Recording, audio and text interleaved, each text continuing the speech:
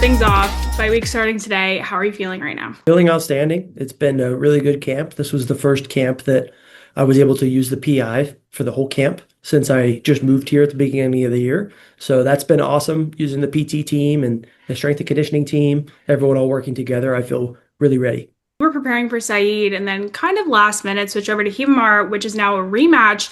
What was it like having to have that quick switch over in It's opponents? a little upsetting because initially I was like, oh man, like I might get pulled from the card because, Saeed got injured. So I was like just hoping that I would stay on the card. And thankfully, not only UFC was able to keep me on the card, but also give me a really good opponent. So I'm excited for it. I think stylistically, it is a lot different competing against someone like Saeed versus now competing against someone like Ribamar. It is a different style, but as you mentioned, we've had a rematch before, or we had a match before, so this will be a rematch. So I'm not like entirely unfamiliar with his game. A lot's changed since then. He's won the Nogi Worlds. He's won his last match on the event. So a lot has changed since then. So I expect to really prepared and tough Ribamar. It's been a few years now since that first match, but you did say already that he's still an exciting opponent. Coming around this time, what makes him an exciting opponent for you now, all these years later? I think it's the stage. I mean, we fought on a big stage last time, but it's not anywhere near the same level of promotion. And this is the type of stage that I plan to stay with long term. So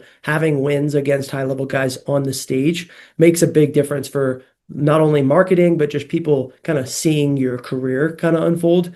Like not very many people would have watched our match on Fight to Win a long time ago. And, I've had that with plenty of matches. I've had so many matches with high level guys that happen on lower level stages that people don't even know if the match even happened. So that could be the same for this match. So I'm excited now that it's on the UFC BJJ. I feel like it's a good platform to really showcase both of our skills. Touching on what you said before about your first full camp being in Vegas, moved out here, your brother's out here. Since moving out to Vegas, how much has your overall preparation changed? I think preparation hasn't changed too much. I think it's just been more dialed. It's a lot of the minor details.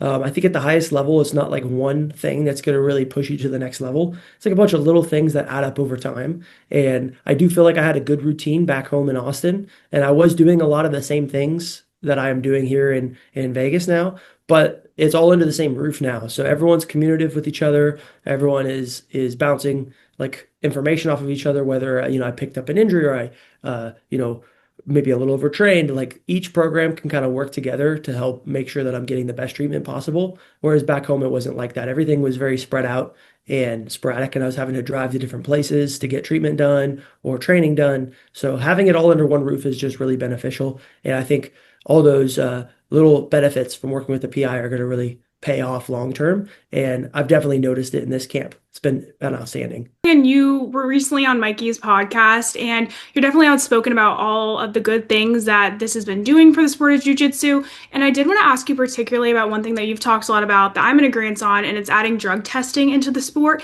and why that's so important. I did want to get your thoughts a little bit on the UFC implementing drug testing for jiu-jitsu. I think it will be really good. I mean, it's for sure going to take a little bit of, like the UFC will take a little bit of a hit financially initially because it is expensive to run drug testing. And I think that's why we haven't seen it in a lot of the other organizations in the past.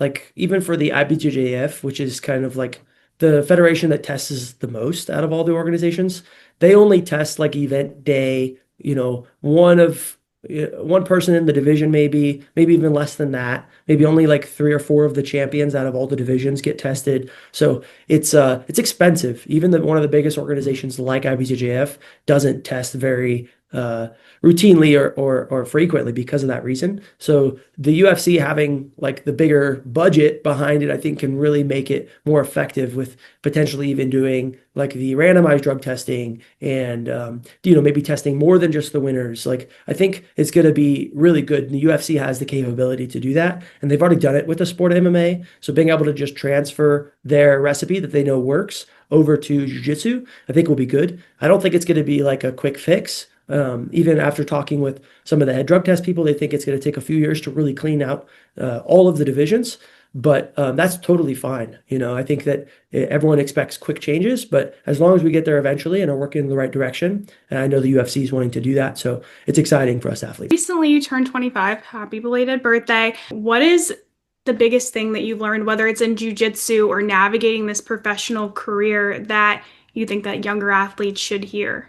You know, it's tough to put it into words because I've been training and competing for so long. It's hard to sum it up into a short sentence. But, the biggest thing that I always say to people, and the thing that I find myself always going back to when people ask types of questions like that, is just stay consistent. Just try to work hard and do the same thing over and over again. As long as you're doing the right things, like you're going to make progress and get to where you want to be eventually. Not all the time is a quick fix, even like the drug testing stuff that we're talking about. It's not going to be a quick fix, but eventually they're going to get to where, like, obviously everyone's going to be clean in the division, and because the people that are not clean are going to be popped and forced to come clean, or not compete. So it's the same for, like, for me, for training and competing. Staying consistent, I think, is very important. And it's something that I would have told my younger self, just stay consistent, stay motivated. And maybe I would have been a little bit more okay or comfortable with just like being patient and just grinding it out and working hard, and the good things will come as long as you keep pursuing them. So I think consistency is really important. Obviously, you have to make some changes from match to match if you're making mistakes, but if things are working, it kind of goes back to the if it ain't broke, don't fix it. So as long as you're having success, then keep doing the same thing and stay consistent. And then the mistakes you make, you can make those adjustments along the way. Pivoting to something fun that happened recently, you were in Australia cornering Cody Steele, who picked up a huge win at UFC Perth. How fun was that whole experience?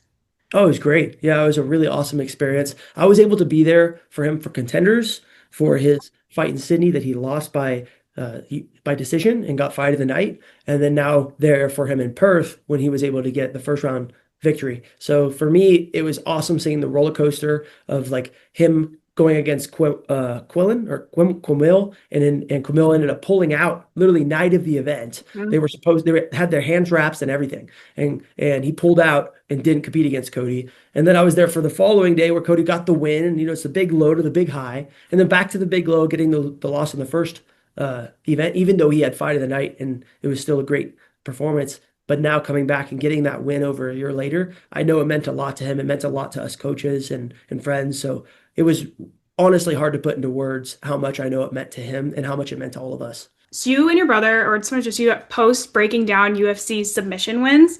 Absolutely love those videos. Do you have any particular UFC sub wins that are your favorite? It's hard to not put number one as Anderson Silva and Chael Sonnen because it's a fifth round triangle choke. Like, Mhm. Chael Yeah. was winning the whole fight pretty much. I mean, he was about to walk away with the championship and put an end to Anderson Silva's reign. And Anderson ended up getting the submission in like literally like the last seconds of the fight, Mhm. which I felt like made it so epic because I was a huge Anderson Silva fan at the time. And mostly because not only he was finishing people, but he was also a jiu-jitsu black belt. And not a lot of people knew how good of jiu-jitsu he had at the time. And to see him pull out a submission at the end, like it was like a win for the jiu-jitsu guys, even though he's like a striker as well. It was super exciting, and I was rooting for him the whole time. Even though I love Chael and I'm a huge Chael Sonnen fan, I was just like on the Anderson Silva hype train at the time. So as a kid seeing that happen, like that's gonna probably always exist as like core memory, favorite submission in the UFC. But there's been plenty. There's been so many good submissions over the years. Cody Steele's backside 50-50 heel hook is definitely up there on the list. I don't think we've ever seen a backside reverse grip 50-50 heel hook in the UFC, let alone the lightweight division. And I can't remember the last time there was even a leg lock in the lightweight division. So pretty awesome to see him pull that out. You are a very big outdoorsman. I'm always seeing you post. I am curious if there was ever the opportunity to have cool match anywhere you've been or anywhere you want to go. I'm talking like El Cap with the fence, obviously, Mhm. anywhere. Where would you want it to be? That's a tough decision because it's like, okay, maybe I go high altitude, but Mhm. then I'm also going to be tired, Yep. So it's tough to say. I guess if I get to train at the spot, Yeah, you get it maybe all. if it doesn't, then let's go high altitude. Let's go as kind of as high as we can. Maybe I don't know. I've been to some pretty cool spots in Colorado. They're like above 10,000 feet. That would be pretty tough to have a match in. It's some high elevation. But I don't know. It's hard to say. I mean, I typically am not thinking, funny enough, I'm always thinking about jujitsu outside of the times when I'm outside. I'm not Hmm. thinking about like grappling and jujitsu and or MMA or anything fighting related. So it's hard because I haven't really formulated that thought in my head before. But definitely something high altitude, probably somewhere in like Colorado or maybe even Utah. And the Uintas in Utah would be pretty cool. Those I was very marks. curious to see what your answer was going to be for that because I was thinking I wish I was more of an outdoorsman. Some of the stuff you're doing out there, I get bored fishing after 20 minutes, so I'm trying to look up to you and I'm trying to get better at it. Tough nowadays with everything being like so short attention span with like reels and like Hmm. Instagram and all this stuff that just whenever you sit down and you have to like focus on fishing for hours, it's hard to like set your attention span on that. So it's nothing to be ashamed of. It just takes a work in progress. You and your brother did a video where you were ranking iconic combat sport sibling duos. You put yourselves at the bottom. Is there ever a point where you wanted to rank yourselves higher or at the top? I think the question will maybe, or the answer to the question will probably change over the next few years. Like if Mhm. we are able to like be dominant and really keep Yep. winning and establish ourselves, then I maybe switch us up a little bit. But yeah, I mean, they just all the brothers that they mentioned on the list have been competing for way longer than us, so it's like hard Mhm. for me to want to put us above them, like just in my head, especially as a fans of all like the brothers that they mentioned, like it's hard for me to even like consider myself to be higher level than any of those groups. So um, I'm gonna still keep myself at the bottom. Maybe if I, win this 185-pound title at the end of the year or something, I can work my way up there. Gotta obviously win this match first, right? But like if I can keep chipping away match by the time, a few years down the line, maybe things change. But for now, we'll keep ourselves at the bottom. Awesome. And then last question, if you envision a perfect match for yourself this Thursday night, what does that outcome look like? First round submission is the best outcome. If I can take his back and finish him in the first round with my signature kind of rear naked choke face crush, then that would be perfect for me. Like that's my what I'm envisioning. That's what I've been dreaming about pretty much every night. That's what I have on the brain. But I'm also not limiting myself to that either. I find in my matches, I do the best whenever I'm in like this flow state where I'm just taking whatever's there. And I sometimes pull off submissions that, I haven't hit in years, even in training, like when I'm just in that flow state, just taking, kind of as it goes and what they give me. So I try not to be too close-minded and like, oh, I have to take the back and get the finish. Obviously that's like for me the best way that I could do it. Like that's the most dominant way to finish it. I feel like it's my highest percentage finish rate, but I'll take whatever I can get. But first round submission would be great. Absolutely. Either way, I know it's going to be a really exciting match. I can't wait to see it. And that was all I had for you today. Thank you so Sweet. much. Thank you so much. Yeah, I appreciate that. Good luck this week. Thank you.